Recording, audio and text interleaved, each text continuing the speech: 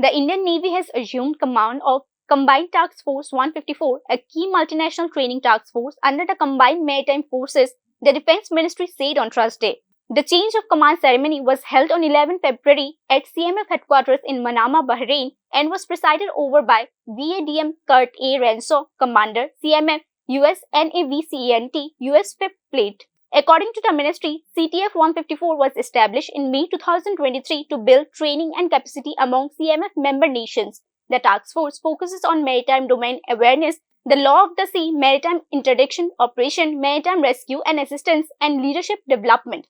It conducts maritime security enhancement training, events and exercises such as compass ruse and northern southern readiness, while also helping partner nations counter piracy, illegal trafficking and irregular migration. The Indian Navy said it looks forward to a productive tenure, deliver high-impact training initiatives, and reinforce global maritime partnership for peace, prosperity, and security. Your report, News Now.